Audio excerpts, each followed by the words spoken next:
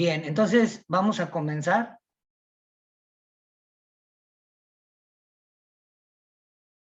La clase anterior ya habíamos comenzado a revisar este tema, el sistema nervioso.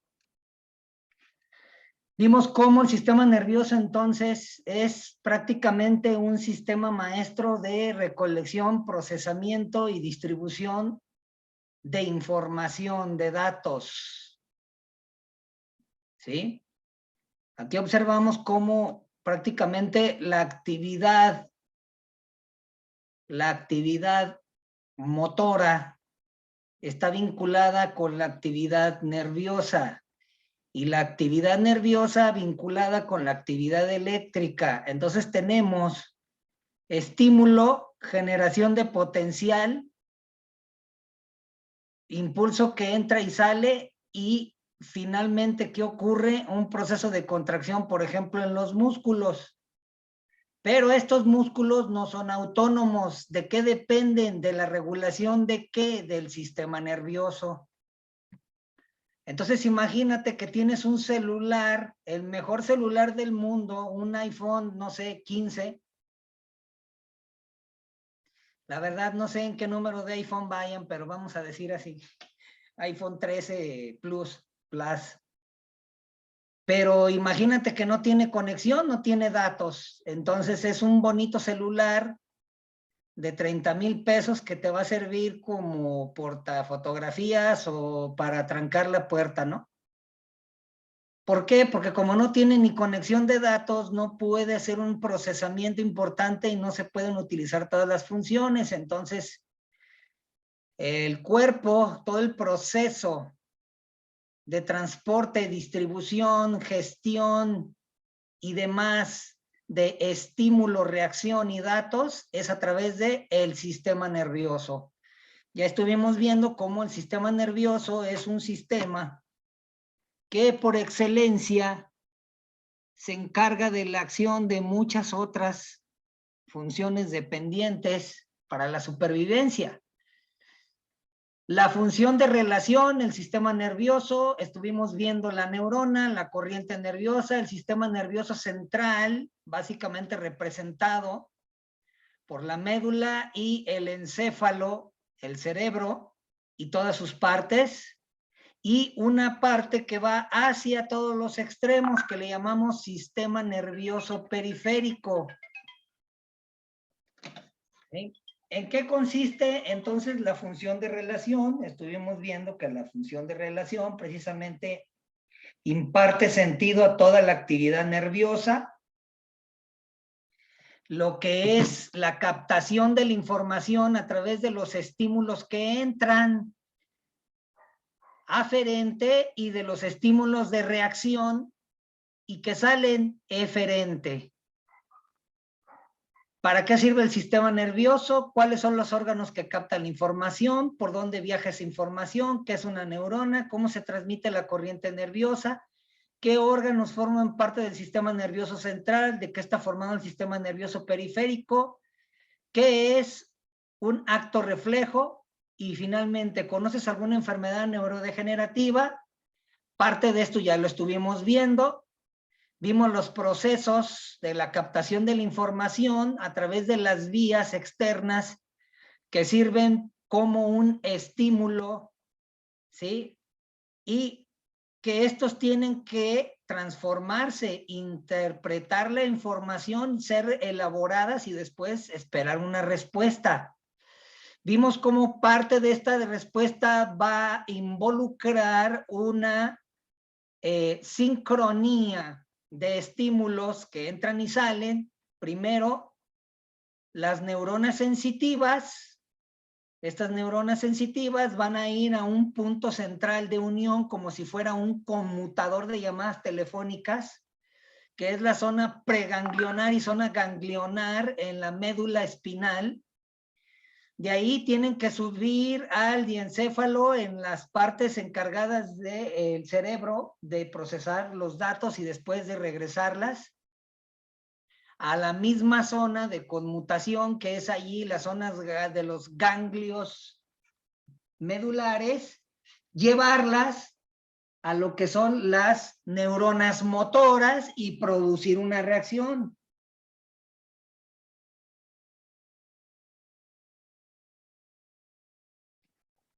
Ok, hay un compañero suyo que dice que está en el hospital por ahí, ojalá y todo bien. Y comprenden todos los procesos que captan la información. Ningún órgano va a ser independiente de un estímulo. Tiene que reaccionar al estímulo, de forma directa o de forma indirecta. El ojo va a reaccionar a la cantidad de luz presente y esa cantidad de luz va a involucrar el sistema de alerta diurna y nocturna, junto con toda la actividad cerebral, producción de ciertas hormonas, desde las hormonas neurotransmisoras hasta hormonas del estrés, etcétera. Cuando el ojo capta variaciones de la luz, entonces va a cambiar la actividad cerebral y nos va a llevar a un proceso que es regularmente nocturno, que se le llama sueño. Y entonces nos da sueño y nos vamos a dormir y viene un ciclo inconsciente donde prácticamente el sistema nervioso autónomo, el inconsciente ahí, va a tomar control mientras que soñamos. Va a haber una serie de actividades nerviosas que son inconscientes, pero que son básicas para la salud y la supervivencia.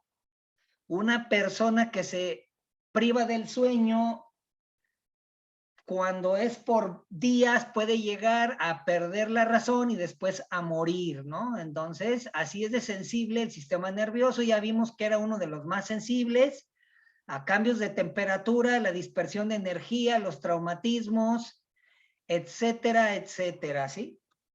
De ahí que los procesos degradativos en el sistema nervioso sean tan representativos. Ya vimos cómo los procesos de la captación de la información va a ir a través de los receptores. Ya vimos lo que era la vía aferente y la vía eferente. Lo que recibe y lo que da el efecto. El efector, la ejecución de ese efecto.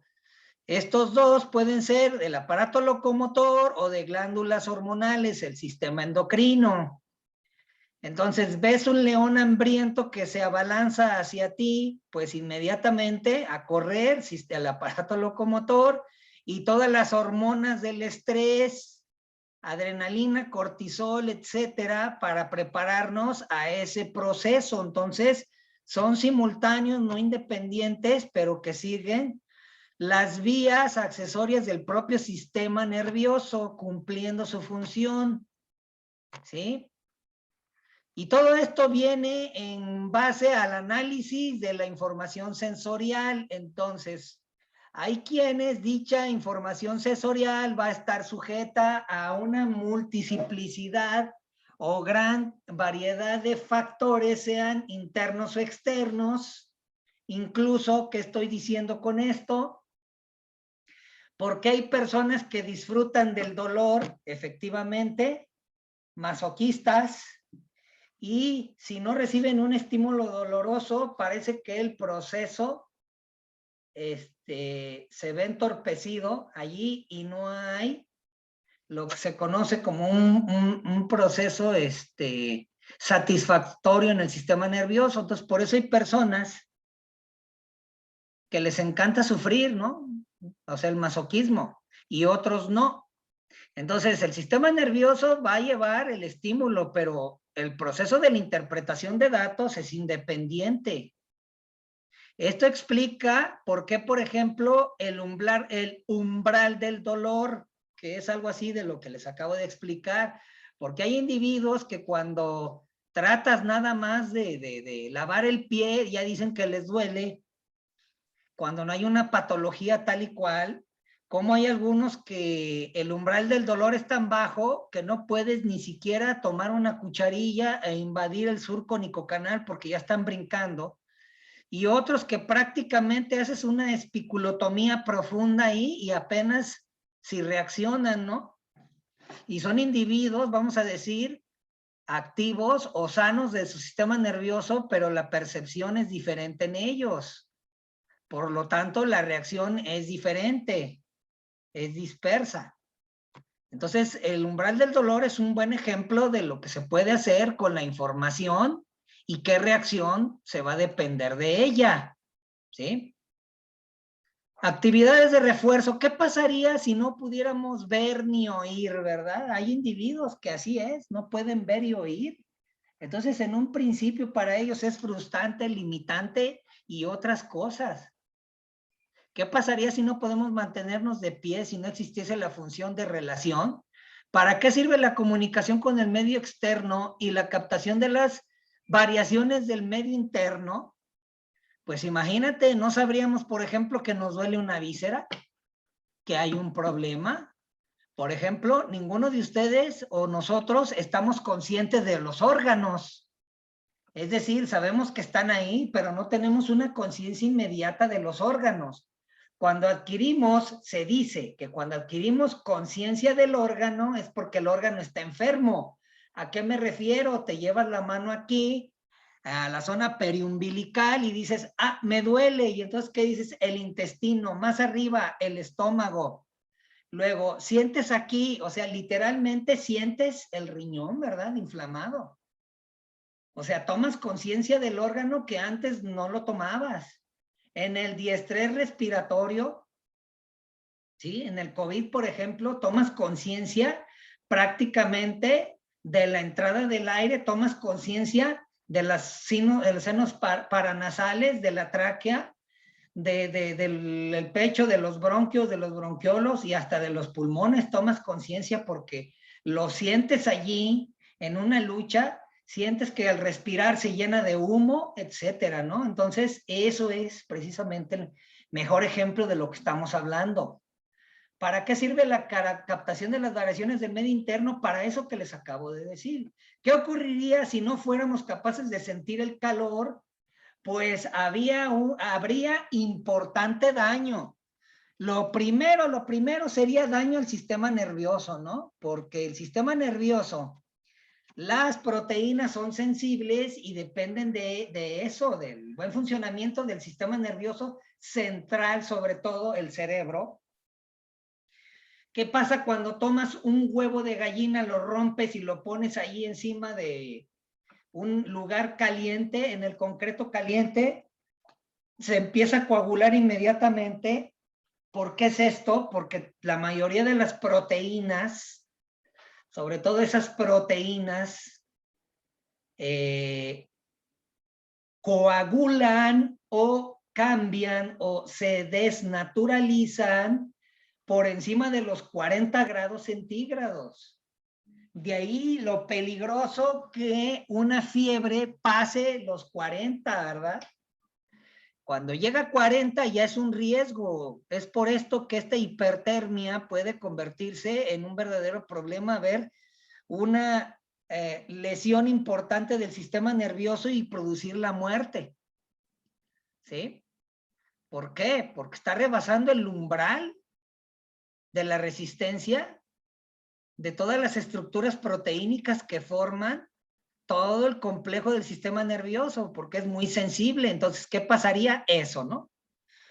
El golpe de calor, el golpe de calor entonces puede ser un proceso en el cual se vaya desencadenando poco a poco después de haber recibido ráfagas de calor del medio ambiente, el cual afectó precisamente el sistema nervioso central, las zonas de regulación autónoma inconsciente, en la parte posterior del encéfalo, ahí se van a regular las actividades como temperatura, respiración, frecuencia cardíaca, etcétera.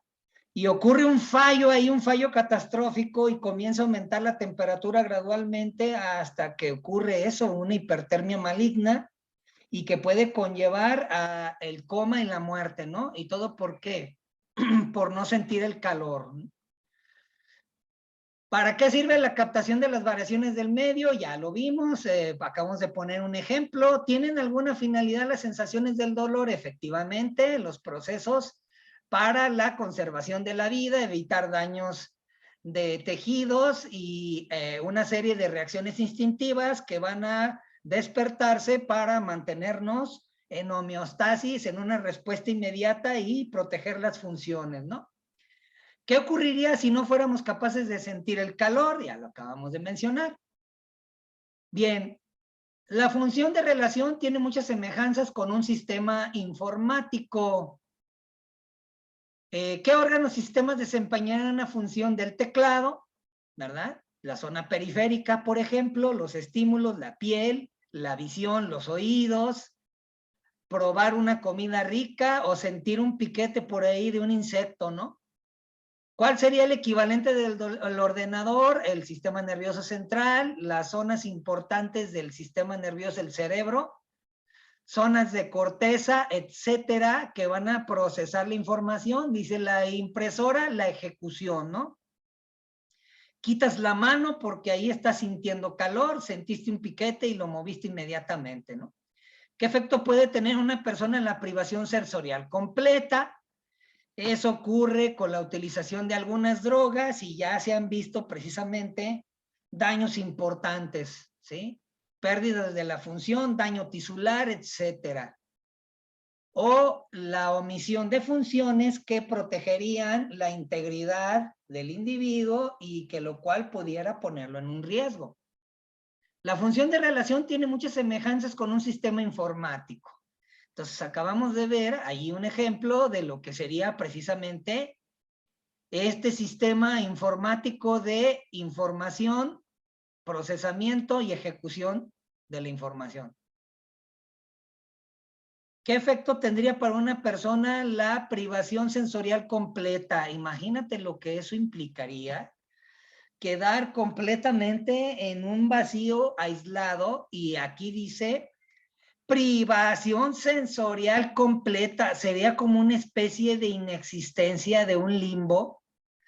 Imagínate si a un individuo que comete un crimen lo toman y lo encierran en la cárcel, y el peor de esos castigos dentro de las prisiones es el aislamiento. Lo toman, lo encierran en otra parte de la cárcel, lo dejan aislado por un mes, que es el aislamiento, que prácticamente es un castigo, es un quiebre psicológico, el proceso de aislamiento de todo el medio. Ahora imagínate una privación completa. ¿Qué sucedería con este individuo? Habría un proceso de introspección forzada, donde el individuo nada más tendría que introyectarse, es decir, pensamientos propios hacia su persona, echar a andar la imaginación y quizás entrar en una espiral que tal vez lo lleve a la demencia, ¿no? A la locura, tal vez. Pero en un individuo que no ha tenido un proceso de maduración psicomotora, lingüística, cognitiva y demás normal, sería diferente, ¿no? ¿Por qué? Porque no se despertarían ya esas funciones. Imagínate un bebé al que nunca tuviera un contacto con un ser humano y no aprendiera a hablar, prácticamente quedan como salvajes, como animales en un estado de salvajismo completo, primitivo totalmente. Ya se han encontrado niños en selvas, junglas, bosques y demás que a corta edad quedaron solos y sobrevivieron. Por algún milagro sobrevivieron y no tuvieron el proceso de formación del aprendizaje del lenguaje. Y hoy se sabe que el aprendizaje del lenguaje es importantísimo para iniciar una estructuración del pensamiento. Dicen los científicos, primero es el lenguaje y después es la estructuración del pensamiento, fíjate. Por eso los bebés son tan rápidos, específicos y certeros en aprender lenguajes. Así es que si tienes un bebé y en tu casa se hablan 12 lenguajes, para cuando él tenga 6 o 7 años va a hablar 12 lenguajes. Pero no es una cosa primero y después la otra. ¿En qué sentido? Que primero es precisamente la comprensión del lenguaje para que se desarrolle el pensamiento. Si no llega el lenguaje, el pensamiento no se desarrolla y prácticamente queda en un estado animal. Y ya hay muchos ejemplos de estos, ¿no? Bien, estas funciones del sistema nervioso, transmitir impulsos nerviosos, ya estuvimos viendo la transmisión de los bionerviosos, impulsos, las vías en las cuales se van a transportar dicha información, los órganos sensoriales primero, los de entrada, después los medios de traslación o las vías principales de llevar esos estímulos a la parte central del sistema nervioso y de ahí llevarlo precisamente a órganos, realizar y después ejecutar dicha orden, ¿no? Porque un estímulo no es suficiente si no tiene una reacción, es decir, es inútil, ¿no? Tiene que haber un procesamiento y después una reacción. Interpretar estímulos y después de eso controlar las funciones de los órganos, latido cardíaco, ritmo respiratorio, digestión, etcétera. Nosotros sentimos en el pecho una especie de incomodidad, una pequeña obstrucción, un cosquilleo, que viene un reflejo. Ese es en los procesos de estímulo y procesamiento interno. ¿Cuál es la respuesta? La eferente, la tos. Y viene un proceso reflejo que es la tos, el reflejo tusivo, que va a producir la flema y viene afuera el esputo, ¿no? Entonces, ahí está un ejemplo para llevar a cabo esas llamadas funciones superiores, ¿sí? Tan importantísimos. Y estas funciones las llevan a cabo células especializadas del sistema nervioso. Ya vimos las neuronas y que hay varias clases de neuronas, ¿sí? Pero en conjunto se habla de eso.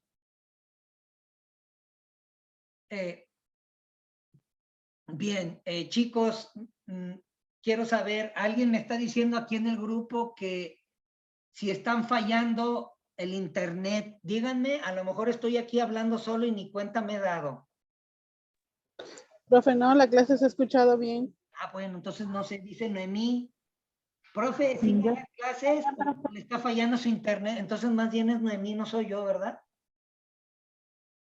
No, Bueno, porque ahorita me usted se está sacó, viendo pero la clase. me volvió a entrar. Ah, ok, bueno. Yo dije, aquí estoy yo hablando solo, pero lo bueno es que la clase se está grabando, ¿ok? Hay de vez en cuando, den señales de vida, ¿no? Porfa, para saber que no estoy solo, aunque sea una manita o algo. ¿Sale? Ok, profe. Sistema nervioso se divide en sistema nervioso central, ¿sí? Es decir, al centro de la economía corporal, que está representada por la médula espinal y el diencéfalo, el cerebro y junto con las otras estructuras, el periférico y el autónomo, ¿sí? Estos, en el sistema nervioso central, se producen los arcos reflejos. ¿Por qué? Porque están involucrados el sistema musculoesquelético. ¿Qué es el arco reflejo? Viene estímulo y respuesta casi inmediata. Tocas algo caliente y entonces retiras la mano, ese es un arco reflejo. ¿Sí? No es sencillamente el arco reflejo artificial, como sería el arco reflejo aquilio, el arco reflejo rotuliano, con el martillo rotuliano, ¿verdad? Estamos hablando de los arcos reflejos, sean artificiales o no. El encéfalo, constituido por el bulbo raquídeo, cerebelo, tálamo, corteza cerebral, sobre todo la corteza cerebral, que es como la tarjeta madre, por decirlo así, de relación con el resto de las otras estructuras. Y la corteza cerebral es sobre todo el centro maestro de los sentidos, en el cual en la corteza cerebral se va a involucrar con el medio del individuo. La corteza cerebral, a diferencia de los otros, se va a involucrar inmediatamente con el medio del individuo. El sistema nervioso periférico, como su nombre lo indica, pues es alrededor. Los nervios y las estructuras ganglionares y preganglionares. Hola, no, yo ya tengo ya la clase iniciada desde hace ya varios minutos, no sé qué les está pasando a ustedes, todo aquí está bien. Y sistema nervioso autónomo, el sistema simpático y el parasimpático, que está dividido, pero en función, ¿no? No estamos hablando de una división anatómica, como que si fuera independiente, ¿sí? Sino que es en la situación de las funciones, pero anatómicamente estamos hablando de un solo sistema nervioso. A ver, chicos, ¿por qué me están diciendo que no tienen link aquí en anatomía? No entiendo.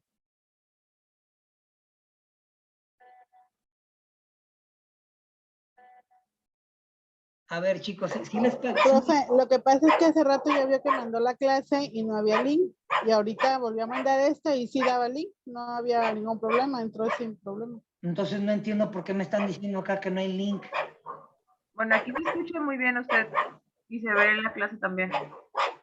A ver, chicas, ¿ustedes en qué grupo están de WhatsApp? ¿Qué grupo es? Yo en Nosotros el somos de 5. grupo 5. Grupo 5. Caray, no sé qué pasó aquí, a ver, permítanme. Es que ese es el problema básico cuando no se está al pendiente.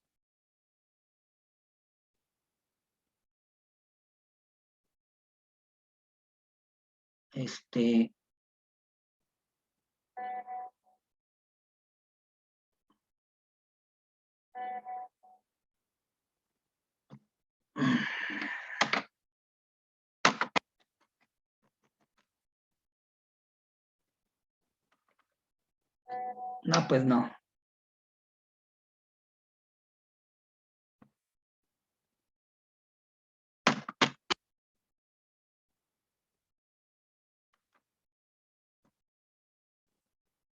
A ver, ya se me atoró todo aquí.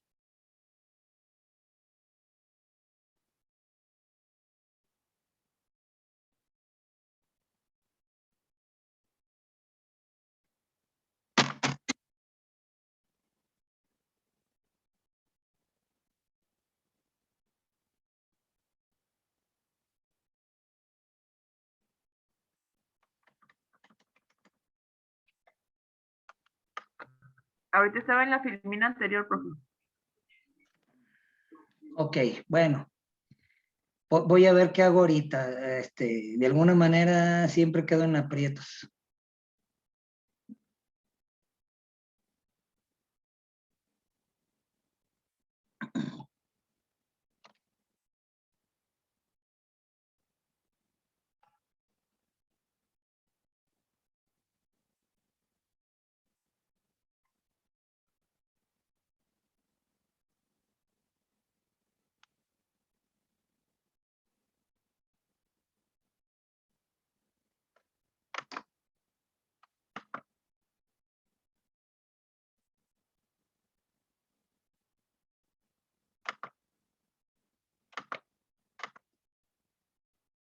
A ver, parece que ahí está, chicos, reenviado.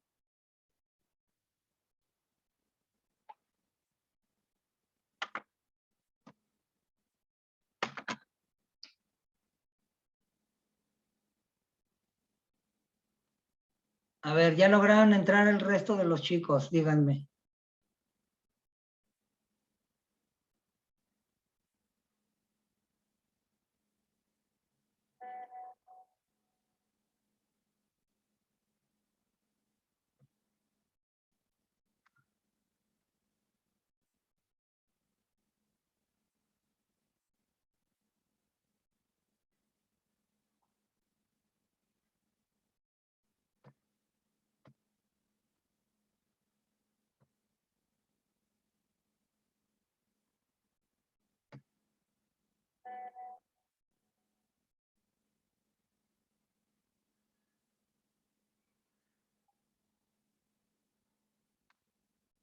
¿Ya entraron todos?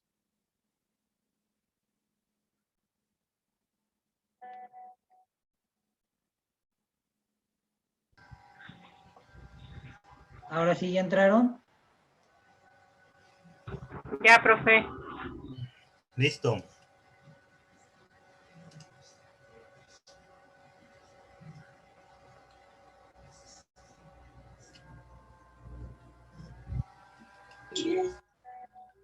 Parece que ya son todos.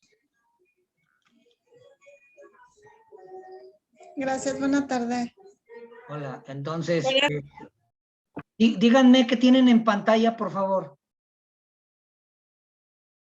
El tejido nervioso. Ok, entonces continuamos. No, no continuamos, siguen llegando.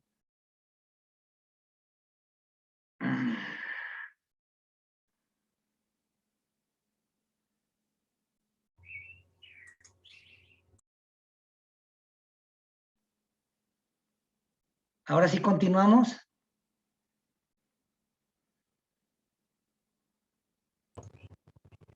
Sí, profe. ¿Me están captando bien aquí la pantalla? Sí, sí se ve. Bien, entonces estábamos hablando acerca que el tejido nervioso, la unidad funcional, son las neuronas, son las células más especializadas que existen. Las más especializadas, las más frágiles, las más sujetas a daño, delicadas, en teoría irreemplazables y longevas, porque un glóbulo blanco tiene alrededor de 90 días de existencia, un glóbulo rojo menos, alrededor de 60, pero una neurona en teoría debería de tener mínimo 90 años, ¿no? Entonces, los procesos de bipartición de reproducción celular, dijimos, por ejemplo, que las neuronas... Maestro, Ajá, no sé si si su cuadro nada más debe ser puras letras y lo demás en blanco, sí, o así debe tener una imagen. ¿Así? está. Ah, muy bien. ¿Ok? Bien. Por este motivo, hay una serie de células acompañantes, las células glía. Las células glía que nutren, protegen y dan soporte a las neuronas. Son como neuronas niñeras o pilmamas que están cuidando al resto de las neuronas, mucho más importantes en los enlaces neuronales, ¿sí? Entonces, sirven como medio de protección, de nutrición y de soporte de dichas neuronas. Ya habíamos visto en la clase anterior la configuración básica de la neurona, lo que es las terminaciones libres de la neurona, ¿sí? Que son las dendritas, el soma, el cuerpo, el axón, y las uniones virtuales sinápticas, las sinapsis, el disco sináptico, y dijimos que hay medios de transmisión entre emisor y receptor a través de sustancias llamadas neurotransmisores. Entonces, dichos neurotransmisores son lo que va a cerrar el proceso de transmisión nerviosa. Sin este neurotransmisor, entonces, no se da el estímulo. De ahí que en diferentes enfermedades del sistema nervioso se van a dar precisamente por el déficit de esta sinapsis, por incompetencia ya sea del botón sináptico o por la incompetencia de los receptores o por incompetencia en la producción de dichos neurotransmisores, ¿sí? Dichos neurotransmisores tienen que salir transmembrana de las dendritas, pasar por este llamado espacio sináptico y llegar a la placa, ¿sí? En la neurona, entonces va a producir esta serie de sustancias complejas a través de pequeñas bolsas que van a llegar al límite o pared de la neurona y literalmente se van a fundir con la pared y van a hacer ahí un proceso de apertura de puertas y van a verter el neurotransmisor. A estas estructuras se les llaman vesículas.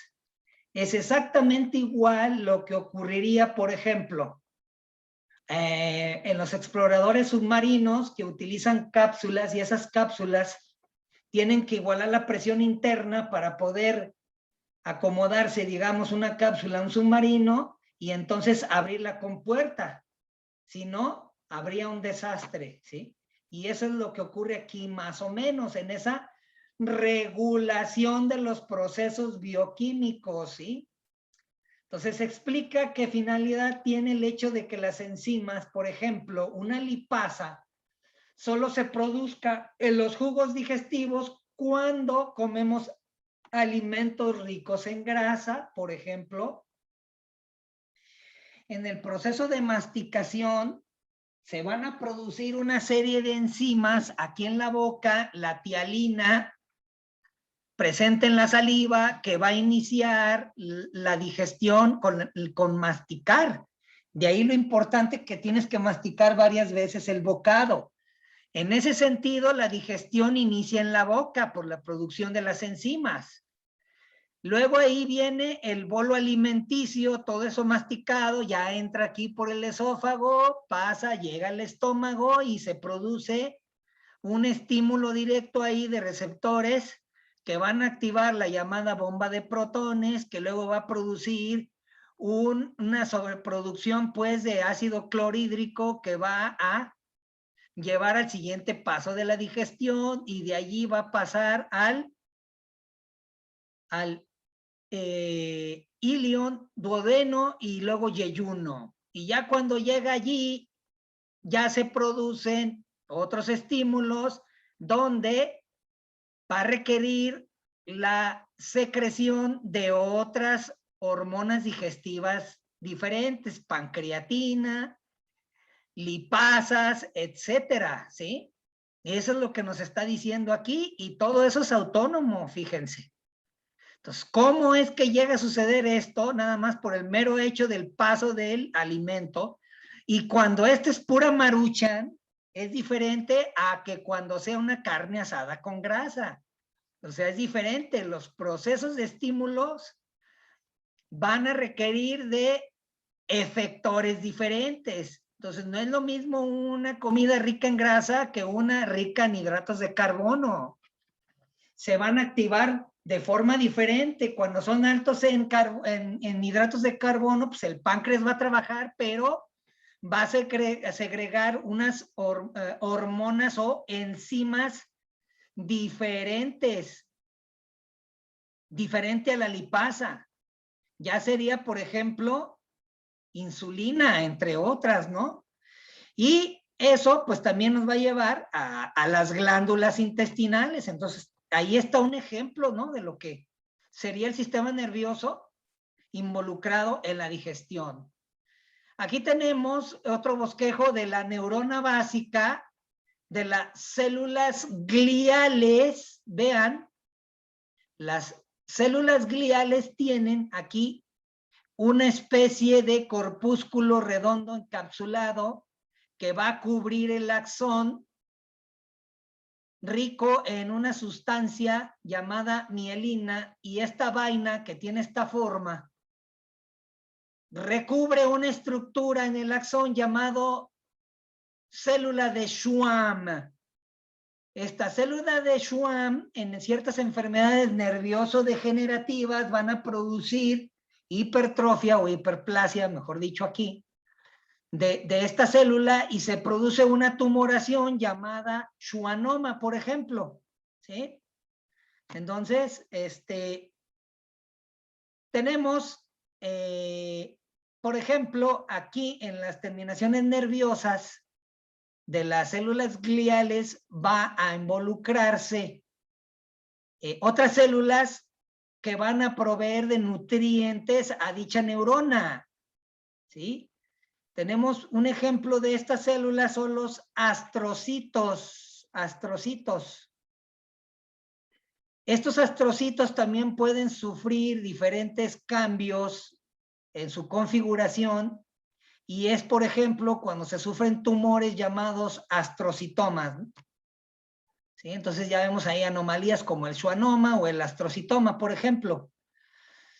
Habíamos visto en la clase anterior lo que es la vaina de mielina formada por un tipo de células de glía, las llamadas células Schwann.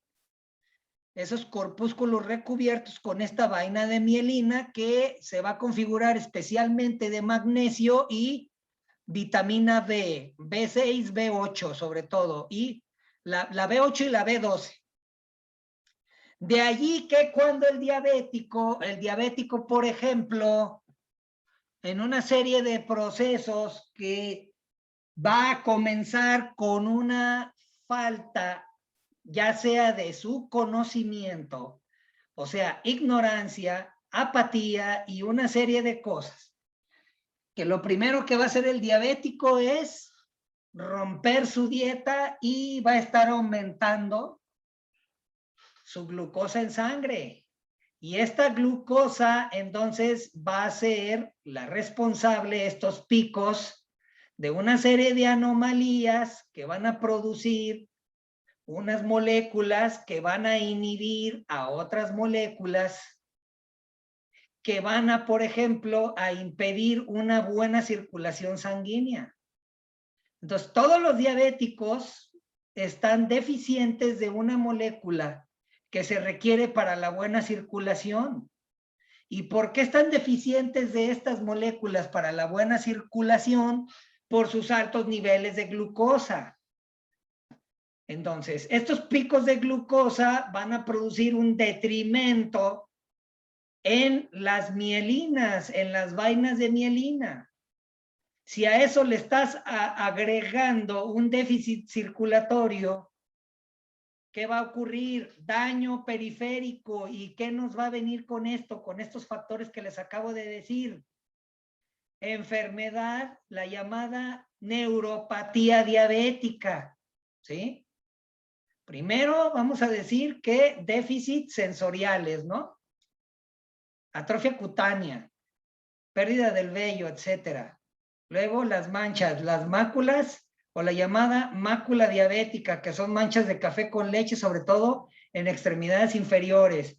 Luego el daño de las terminaciones nerviosas, ¿sí? Y que finalmente van a producir esas sensaciones extrañas de quemazón, picor, etcétera, que es parte de la neuropatía, ¿sí? Y se le agrega el apellido neuropatía diabética. ¿Y todo por qué? Por eso, por mantener sus altos niveles de glucosa. Y eso va a producir toda una cascada de eventos que van a dañar parte del sistema nervioso periférico. Y ya de pilón, la cereza en el pastel, el déficit circulatorio, enfermedad vascular periférica, ¿verdad? Fíjate a todo lo que puede llevar la diabetes, ¿sí? O podría decir una diabetes irresponsable, ¿sí?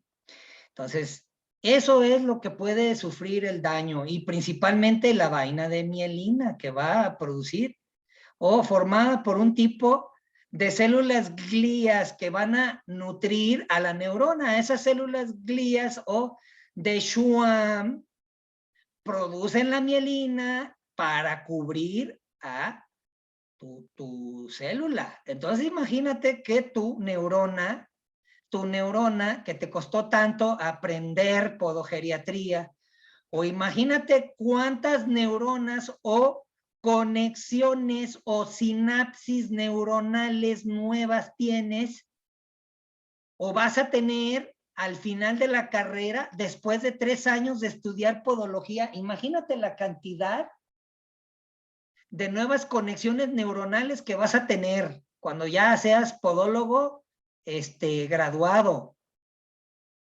Todas las nuevas conexiones. Ahora, todas esas nuevas conexiones, ¿cómo se van a proteger? Pues con las células de Schwann, las células glía que producen nutrición, sobre todo mantener la vaina de mielina. Entonces imagínate que todas esas conexiones neuronales nuevas, que son tus conocimientos nuevos, son como un celular caro, ¿no? Un iPhone 13. Imagínate que no tuviera un medio de protección. Imagínate que el cristal de ese iPhone fuera débil, que hasta una patinada de mosca lo rayara. Pues le pones ahí un cristal gorila para que no se raye y una carátula a prueba de agua para que no se dañe. Porque es importantísimo tu celular. Pues básicamente esto es lo que ocurre con las neuronas y con las protectoras, que son las células glía. Representativas de estas células glía son las de Schwann, ¿sí? Por eso estas prácticamente protegen a todas las neuronas que están trabajando y que formaron enlaces neuronales nuevos a los que llamamos recuerdo, conocimiento. Y de paso, dicha vaina de mielina va a proteger el axón, que prácticamente es la supercarretera de la neurona, ¿sí? Que va a preservar el impulso eléctrico y llevarlo a la siguiente generación de neuronas o neuronas vecinas, ¿sí? Hay otras partes del sistema nervioso central, ya lo vimos en un bosquejo en páginas anteriores, en las otras diapositivas. Tenemos el encéfalo y la médula espinal. Ahí observen ahí el bosquejo, ¿no? Entonces, recuerdo por ahí que a niños de primaria se les estaba dando esta clase del sistema nervioso central, y entonces uno de ellos exclamó y dijo: maestra, tenemos un alienígena adentro, ¿verdad? Porque veían ahí el encéfalo y los glóbulos oculares ahí como parte del sistema nervioso y decía: tenemos un alienígena adentro. Pues sí, eso parece, ¿no?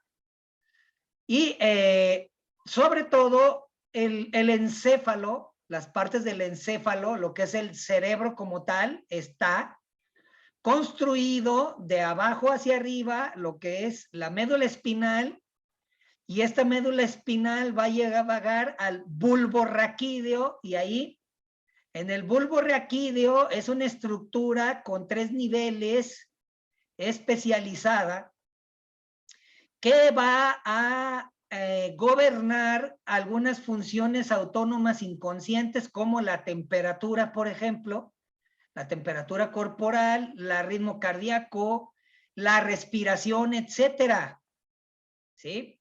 Este bulbo raquídeo es muy sensible a los mismísimos cambios de temperatura que tiene que gobernar. Vamos a decir que, entre otras cosas, el bulbo raquídeo es como un termostato.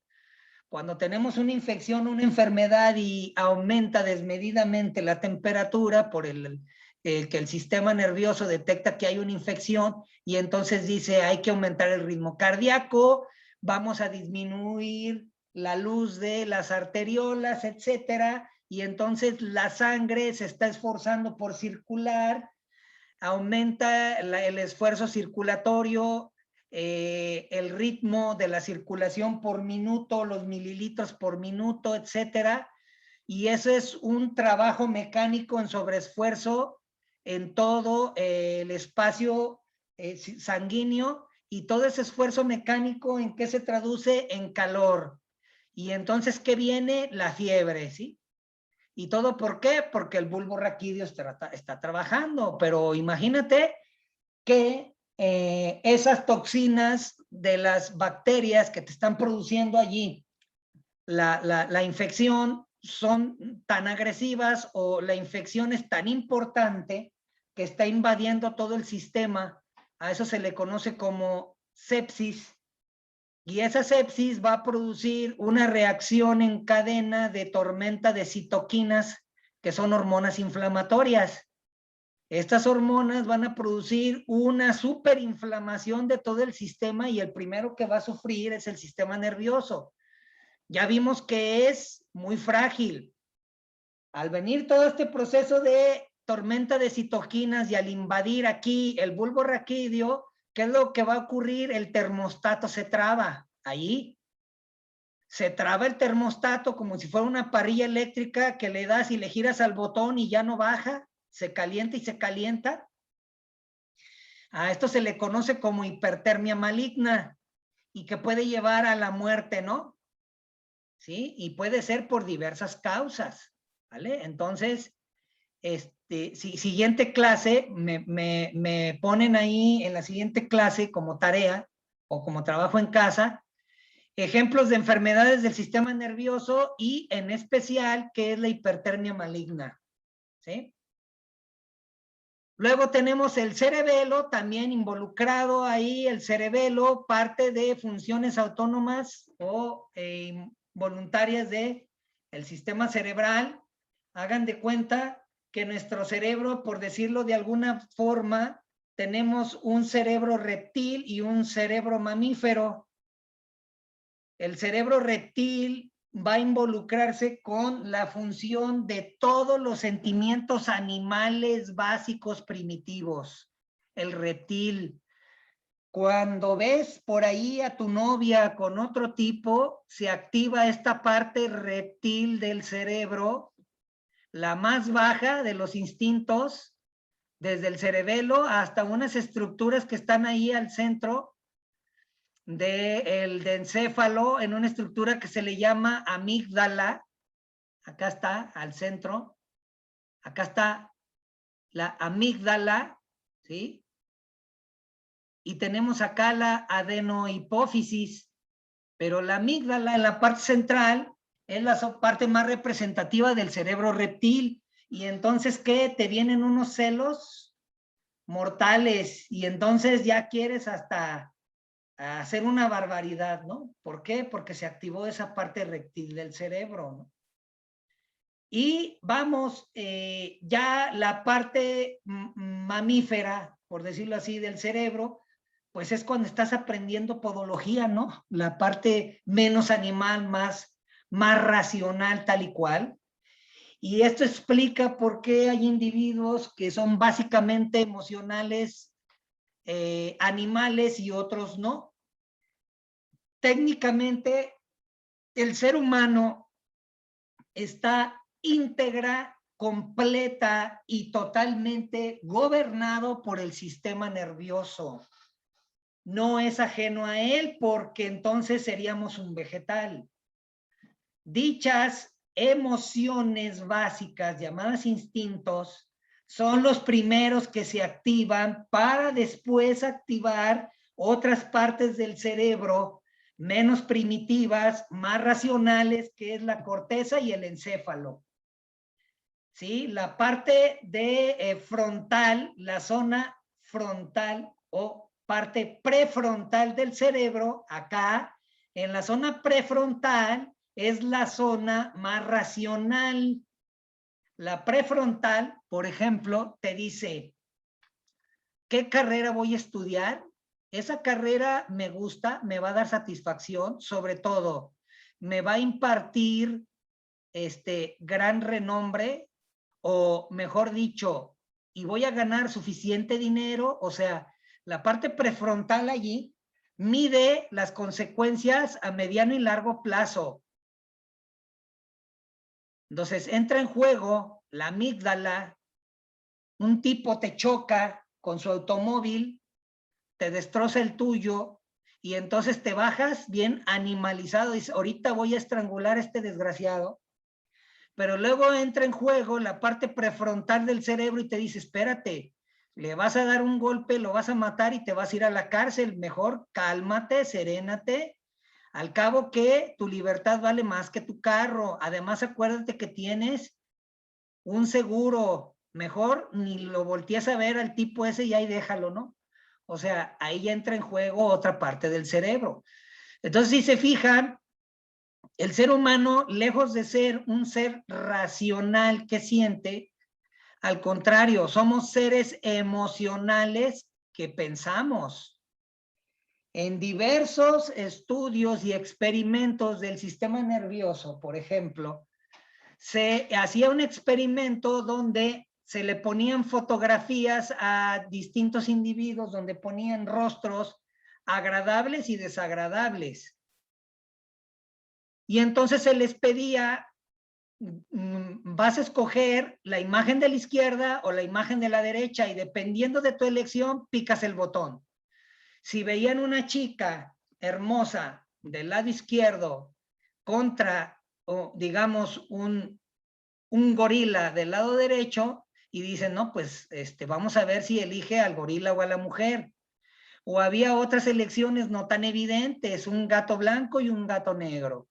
Como sea, estuvieron haciendo experimentos para medir la respuesta y qué se involucraba en la toma de decisiones.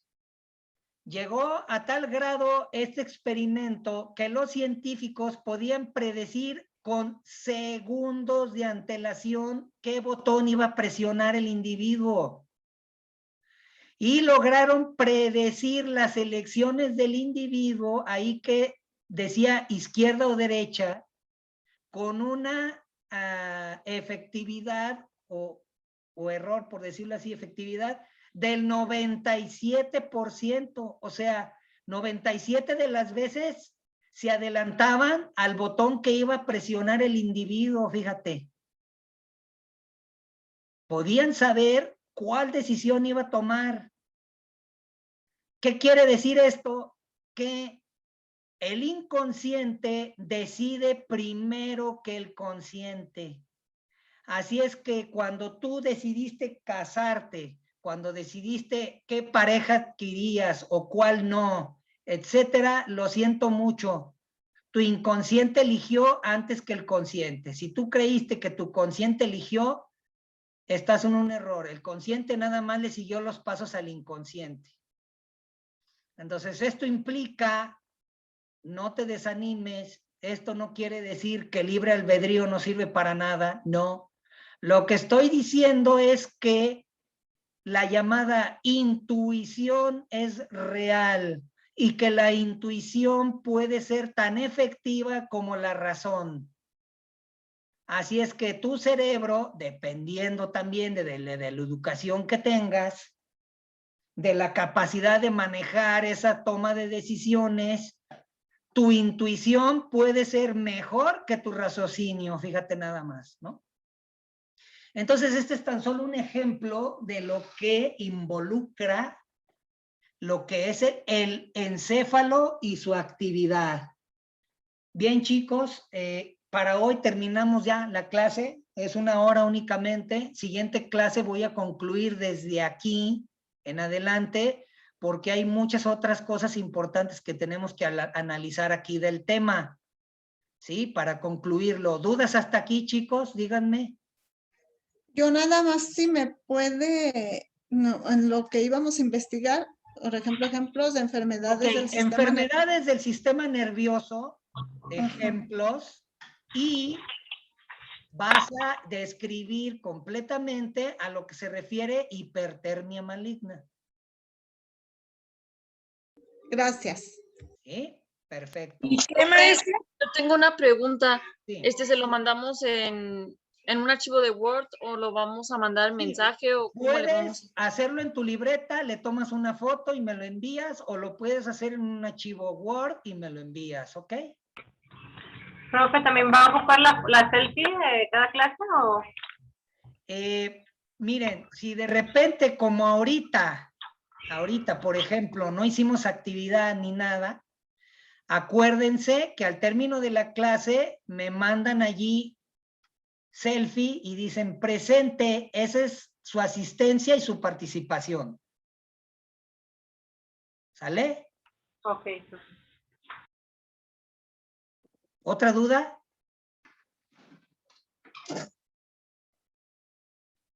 ¿Todo bien? Sí, profe. Perfecto, entonces damos por terminada la clase y acuérdense, la siguiente concluimos o retomamos el tema. Hasta luego a todos. Hasta luego, buenas noches. Hasta luego, buenas noches. Buenas noches a todos.